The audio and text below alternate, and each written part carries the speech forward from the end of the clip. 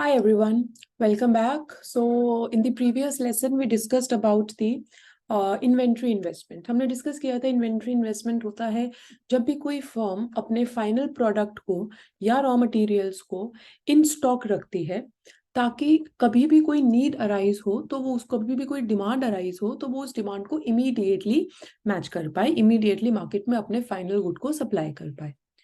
Then we discussed that there are various reasons. First is production smoothing. Second reason that we discussed was inventories as factors of payment. Factors of production. And then we discussed stock out avoidance. And the fourth reason was work in progress. In today's lesson, we will focus on the determinants of inventory investment. There are two determinants of inventory investment.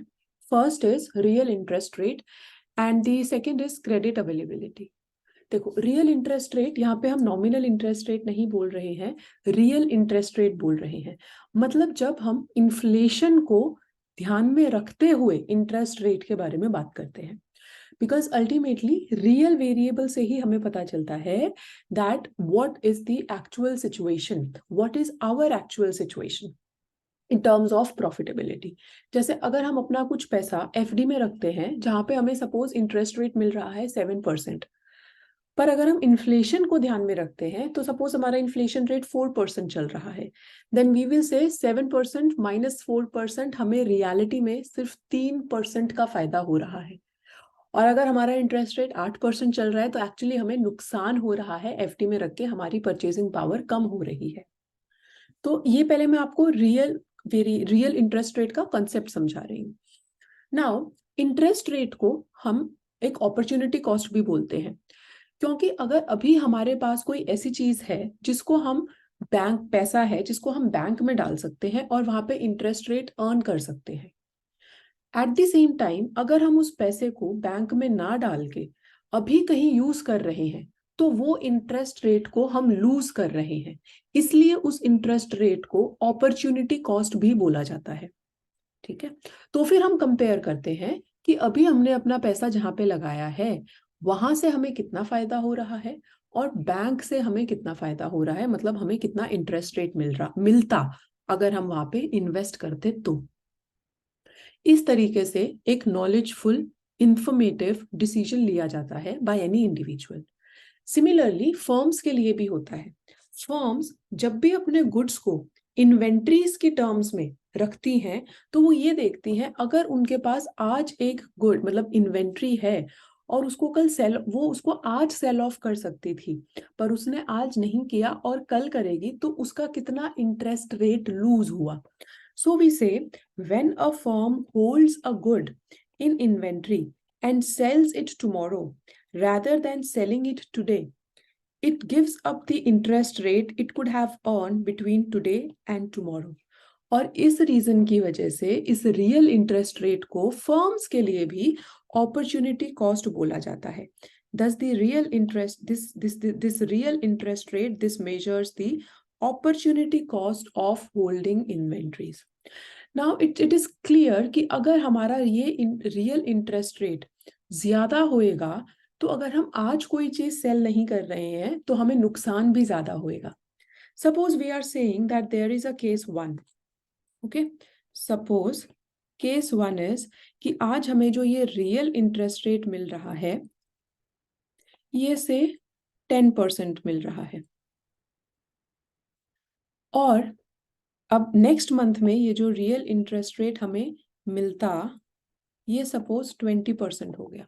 तो अब जो हमारा loss हो रहा था आज cell ना करके वो 10% हो रहा था, बट नेक्स्ट मंथ में वो हमारा 20% हो जाएगा।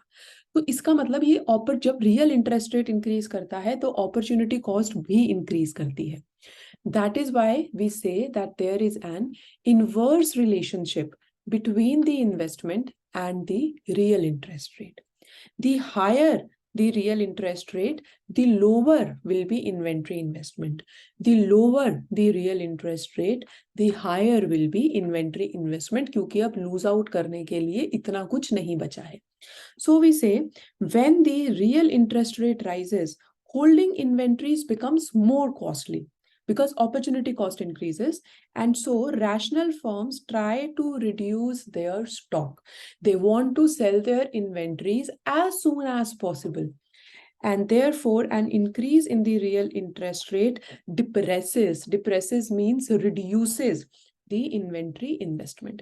तो यहाँ से हमें पता चलता है कि एक इनवर्स नेगेटिव रिलेशनशिप है इन्वेंट्री इन्वेस्टमेंट की और रियल इंटरेस्ट रेट की, क्योंकि real interest rate opportunity cost of holding inventories बताता है। Second reason or second determinant of credit conditions is that many firms rely on bank loans. सबके पास तो easy availability of cash नहीं होता, सो वो bank से लोन लेते हैं। जैसे अभी गवर्नमेंट ने बहुत सारी स्कीम्स दी हैं, या बैंक हमें बहुत सारे प्रोग्राम्स देता है कि अगर आप अपना स्टार्टअप कर रहे हो या आपको प्रोडक्शन एक्सपेंशन के लिए पैसा नहीं है और लोन चाहिए, then this is the scheme that we have. So many firms take advantage and take help with these schemes. So many firms rely on bank loans to finance their purchases of inventories. They cut back when these loans are hard to come by.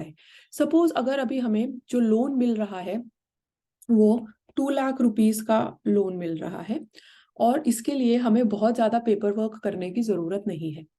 वहीं अगर हम देखें तो हमें suppose 5 lakh के loan के लिए बहुत ज्यादा पेपर वर्क करने की जरूरत है, बिकॉज आई से this is a very huge amount. तो इस केस में बैंक्स को सपोज विटनेस भी चाहिए, बैंक्स को एक ऐसा बंदा भी चाहिए जो बोले ठीक है अगर ये नहीं देगा, गारंटर चाहिए कि ये नहीं देगा तो फिर मैं पैसे दे दूंगा। बैंक्स को आपका प्रॉपर एड्रेस चाहिए, प्रॉपर प्रूफ चाहिए, वेरिफिकेशन चाहिए, वो आपके फर्म में आएंगे, चेक करेंगे कि एक्चुअली आपकी ये फर्म एग्जिस्ट करती है कि नहीं करती है। सो इस सारे प्रोसेस में बहुत ज्यादा टाइम लग जाता है। So we say that if अगर हमें ये लोन इजीली अवेलेबल नहीं है, बहुत पेपर वर्क, बहुत टाइम कंज्यूमिंग है, तो हम सोचेंगे यार इस 5 लाख के लोन की जगह ना let us start with 2 lakh loans only, because ये इतना ज्यादा टाइम कंज्यूमिंग नहीं रहेगा। So like there is example that 2008 credit crisis, I hope you remember at that time, जो हाउसिंग क्राइसिस हुआ था और फिर सबको इफेक्ट किया था उसने। It started from USA but then it trickled down to all other economies via the private investment sector, or via the private sector as such, if we can say. So during this 2008 credit crisis, firms reduced their inventories holding substantially, greatly। सारी firms ने अपनी inventories को reduce किया था। So this was generally crisis के अंदर यही होता है कि हमारा जब भी डिमांड कम होता है, अनएम्प्लॉयमेंट इंक्रीज होती है, इनकम कम हो जाता है, डिमांड कम हो जाता है। जब लोग डिमांड ही नहीं करेंगे तो फिर फर्म्स प्रोड्यूस किसके लिए करेंगी? तो ये एक रीजन होता है कि हमारा क्राइसिस के टाइम पे प्रोडक्शन रिड्यूस होती है, इन्वेंट्री रिड्यूस होती है। लोग इनफैक्ट रिसेशन के टाइम पे यहाँ पे, क्योंकि रियल इंटरेस्ट रेट भी उस टाइम पे इफेक्ट और ज्यादा करेगा। अगर क्राइसिस है, फर्म्स को वैसे ही प्रॉफिट नहीं हो रहा, तो फर्म्स नहीं चाहेगा कि वो जरा सा भी उसको अगर रियल इंटरेस्ट रेट से बेनिफिट हो सकता है उसको लूज आउट करे। तो फर्म्स उस केस में भी अपने इन्वेंट्री इन्वेस्टमेंट को रिड्यूस कर देता है। And if you guys remember, Covid में भी सेम चीज हुई थी। So during Covid also same thing happened. In fact कभी भी कोई भी क्राइसिस आता है उससे हम यही चीज सीखते हैं that how can we come out of that crisis. Like India, if we say 2008 crisis ने सारी कंट्रीज को, ऑलमोस्ट ऑल दी कंट्रीज को इफेक्ट किया था जो यूएस के साथ लार्ज अमाउंट पे ट्रेड करती थी, बट इंडिया के ऊपर इतना ज्यादा इफेक्ट नहीं हुआ था। We can discuss 2008 crisis, I think मैंने कहीं पे डिस्कस भी किया होगा। I will see if I can give you that link, so you can go through that 2008 crisis and you can understand what it actually happened and what were the policy initiatives taken ताकि इतना ज्यादा reduction ना हो। In fact Covid में भी क्योंकि ये reduction हो रहा था एंड गवर्नमेंट नहीं चाहती थी कि प्रोड्यूसर्स ज्यादा कट ऑफ करे, इसलिए प्रोड्यूसर्स के लिए इन्वेस्टमेंट के लिए रियल इंटरेस्ट रेट को, नॉमिनल इंटरेस्ट रेट को कम किया गया था, ताकि और सॉरी नॉमिनल इसको इंटरेस्ट रेट को कम किया गया था ताकि प्रोड्यूसर्स ज्यादा इन्वेस्टमेंट करें और इतना ज्यादा नुकसान ना हो। Okay, so with this lesson, we have completed all the three theories. First, we did business fixed investment theory with the help of neoclassical model, wherein we discussed about rental firms and production firms. Then we discussed about residential theory, that is housing market.